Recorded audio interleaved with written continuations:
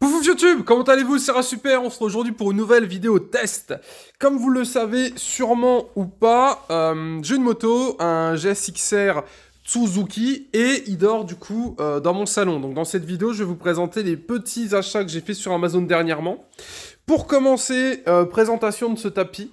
Donc comme d'habitude, il y aura tous les liens en description. C'est donc un tapis que j'ai trouvé sur Amazon, je l'ai reçu en 3 ou 4 jours directement chez moi. Et ce qui m'intéressait sur ce tapis, c'est, bon déjà dans un premier temps, c'est mis Route 66, donc comme j'aime bien les États-Unis, bah c'est assez petit Java là-bas. Comme j'aime bien les États-Unis, bah ça me parlait un petit peu.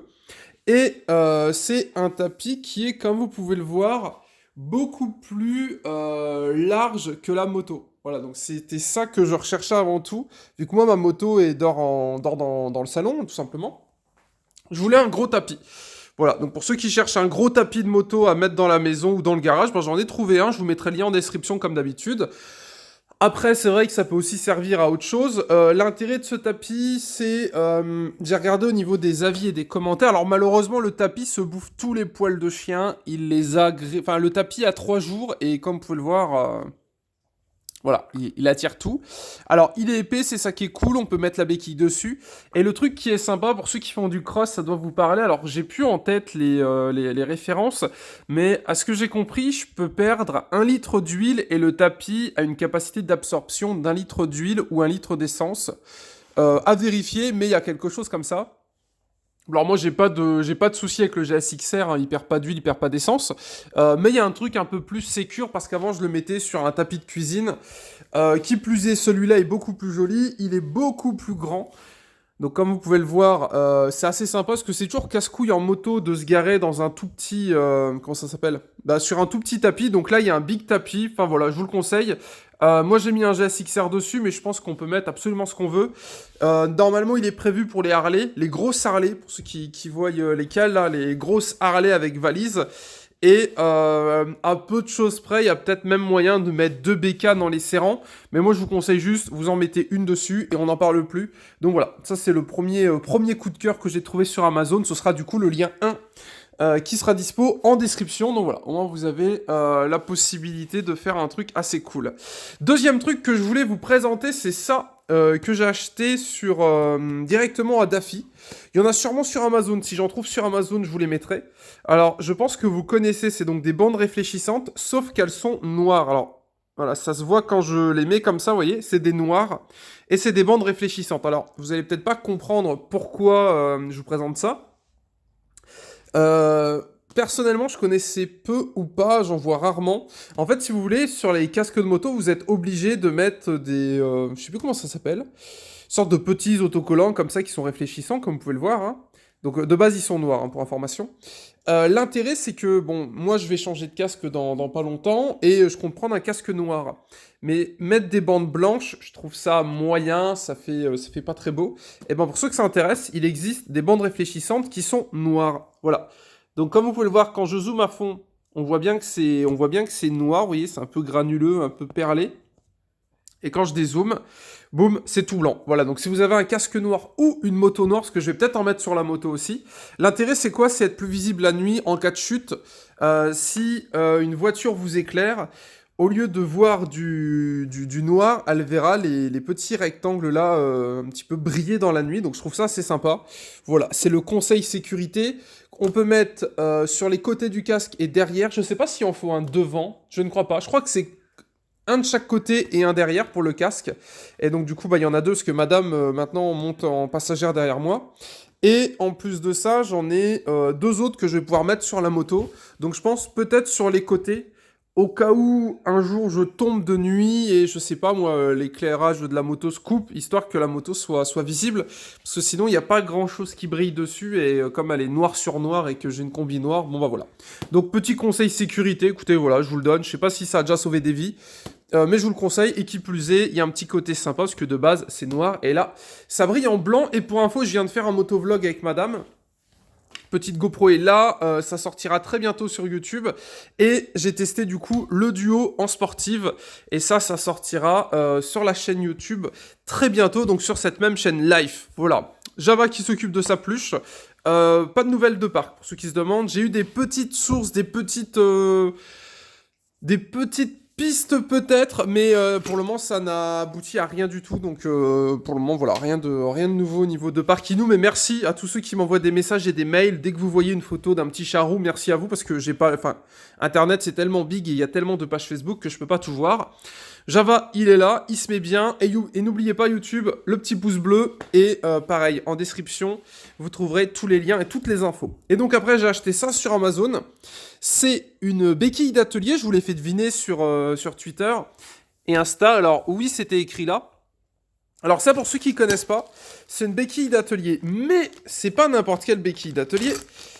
J'ai pris une béquille d'atelier comme ça. Alors pourquoi ? Parce que moi, sur ma moto, j'ai des Diabolo. Diabolo, c'est ça. En plus, j'ai des versions GSXR, comme vous pouvez le voir. Donc, je vous mettrai le lien en description. Tout ça, ça vient d'Amazon. Et l'idée, c'est tout simplement une béquille d'atelier, en fait. Voilà un petit peu l'idée. Alors, je suis désolé pour le focus. Voilà. Donc, en fait, voilà un petit peu à quoi ça ressemble. C'est donc tout simplement des béquilles d'atelier. Ça permet de surélever la roue arrière pour pouvoir faire une tension de chaîne, pour pouvoir vérifier l'état du pneu arrière, etc. Ça existe aussi pour le pneu avant. Mais là, j'ai pris que pour les roues arrière. Donc, pensez à checker si votre moto a bien des Diabolo. Ou des Diablos, je sais pas comment ça s'appelle, moi j'appelle ça des Diabolos. Si vous en avez pas, Amazon, moi j'ai trouvé des spéciales GSXR sur Amazon, ils sont très très très jolis je trouve. Bon, ils sont un peu crapés mais je vais bientôt la nettoyer. Et pour info, j'ai acheté des lingettes que je vais bientôt vous présenter. Faut juste que je les teste, histoire de voir un petit peu ce que ça donne. La moto là est pas très très très sale, mais on est sur quelque chose de pas très propre. Du coup, j'ai acheté des lingettes pour laver les motos, parce qu'en fait... avant, je les lavais au Karcher et on m'a dit que c'était pas terrible de laver ses motos au Karcher. Du coup, j'ai acheté des lingettes. C'est pas des Vulcanettes, c'est une autre marque, un Octopus, quelque chose comme ça. Je sais pas si vous connaissez. Je vous mettrai le lien en description, mais pour le moment, peut-être achetez pas les lingettes. Vu que je vais tester ça moi-même sur le GSXR et puis on verra un petit peu à quoi ça ressemble. Voilà. Bref, ce que je vous propose, c'est je monte tout ça et on voit un petit peu à quoi ça ressemble une fois que c'est monté. Alors je vous filme pas le montage, mais voilà, ça m'a pas l'air bien compliqué. Et puis au pire, Java est là pour m'aider. Je pense que ça vous avez l'habitude. Donc pendant qu'il défonce sa pluche, je monte ça. Et après je demanderai à madame de venir m'aider. Puis je la mettrai sur la béquille d'atelier. On verra un petit peu à quoi ça ressemble. Donc voilà un petit peu sans la béquille d'atelier. Avec la béquille, en fait, ça va surélever la roue arrière. Donc elle sera en position un peu plus atelier garage. Voilà. Et le tapis, c'est validé, mais si vous avez des chiens, préparez-vous à avoir un tapis comme ça. Voilà. Donc tout crapé. Il est dégueulasse. Mais quand je l'ai reçu, il était propre, attention. Hein. Quand je l'ai reçu, il était propre, mais nous avons eu lui, là. Vous voyez, lui. Lui, il perd des poils, forcément. En plus, il est en train de choper son poil d'été tout doucement ou de perdre son poil d'hiver. Là, il commence à faire bon. Donc, le tapis a souffert. Bref, je monte ça. On se retrouve juste après. Bon, vous savez quoi, le montage, je vous le montre vite fait. Donc, vous le mettez comme ceci, étiquette en haut. Vous prenez les deux petites barres. Hop, vous les mettez à l'intérieur. Après, vous prenez ce petit outil... une vis, ce petit outil, et vous bloquez de chaque côté. Voilà, c'est quoi, si ça peut vous aider. Si parmi vous, certains vont l'acheter, vous avez un petit tuto montage du coup, mais rassurez-vous, c'est pas très compliqué, mais allez, c'est cadeau. Bref, je vis ça, on se retrouve juste après. Hop là, et hop là. Prévoyez des outils, les outils sont pas fournis. Voilà, question, enfin c'est con, mais pour visser ça à la main, faut y aller, donc prévoyez des outils. Je vais chercher mes outils et on passe à la suite, mais ça m'a l'air vachement sympathique. Et pareil, vous faites pas avoir. Moi, j'ai pris une version comme ça, parce que donc j'ai des Diabolo. Pareil, je vous mettrai tout en description, vous inquiétez pas. Si vous avez pas de Diabolo, faut prendre des tampons. Ça coûte le même prix, sauf que si vous avez pas de Diabolo et que vous achetez une version Diabolo, faudra également acheter des Diabolo avec. Hop là. Alors... petite roulette, petite roue, petite roulette, petite roulette, petite roue, petite roulette, et voilà. Voilà un petit peu pour les idées, donc rien de compliqué. Alors ce qui est sympa, c'est elle est tenue par 4 roues en tout, enfin 4 petites roulettes, donc c'est assez sympa. Et après, il me reste juste les tampons à mettre. À noter que si vous êtes un peu bricoleur ou de bidouille un petit peu, il y a moyen d'avoir une béquille d'atelier version Diabolo et version tampon. Voilà, je vous le dis, c'est cadeau. Eh ben écoutez, c'est fini. Voilà. Donc du coup, ça se règle bien évidemment suivant l'empattement de votre bécane. Et voilà un petit peu à quoi ça ressemble. Et pour info, tout vient d'Amazon, donc assez stylé. Pas eu besoin de sortir de chez moi pour aller chercher ça avec une bécane, parce qu'en ce moment je roule qu'en moto, donc vous avez vu la taille du carton, assez chiant aller chercher ça en bécane. Et assez sympa. Donc maintenant on va l'essayer. Faut juste que j'aille rechercher. Comment ça s'appelle? Faut que j'aille rechercher de quoi visser parce que malheureusement j'ai pas d'outil ici. Là j'ai un tournevis cruciforme, c'est pas avec ça que je vais tout serrer. Sans savoir si je trouve pas l'outil maintenant, je mettrai des photos sur Insta pour vous montrer un petit peu à quoi ça ressemble. Mais au pire du pire, checkez la description, je vous dis, il y aura tous les liens Amazon. Bref, je vais voir si j'ai les outils, si je les ai pas, flemme de chercher. Eh ben écoutez, je vous montrerai ça sur Instagram. On va laisser Java continuer à défoncer ses plus. D'ailleurs, comme vous pouvez le voir, il a réussi à sortir le puic-puic. Voilà. Voilà. C'est sa mission préférée, c'est sortir le puic-puic. Bref, à tout de suite. Je vais voir si j'arrive à bidouiller ça. Et je vous montre tout ça. Alors, pour information, il vous faudra du 14. Voilà, je vous le donne, c'est cadeau, ça vous évite de galérer pendant 2 heures. Numéro 14, donc si vous en avez pas, bah achetez-en, parce que sinon bah, vous n'arriverez pas à le serrer. Ou alors avec une pince, mais vous allez tout défoncer. Bref, je resserre tout le bordel, et puis on passe au cas pratique, mesdames et messieurs. Bon, pour serrer, pour information, il vous faudra aussi un truc comme ça.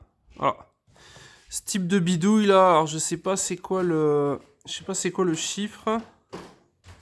Ça en 6 mm, je crois. Enfin bref, vous voyez ce que je veux dire, voilà ça.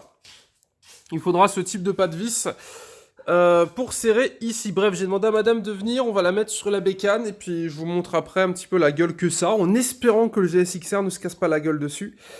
A tout de suite. Eh ben écoutez, voilà un petit peu à quoi ça ressemble.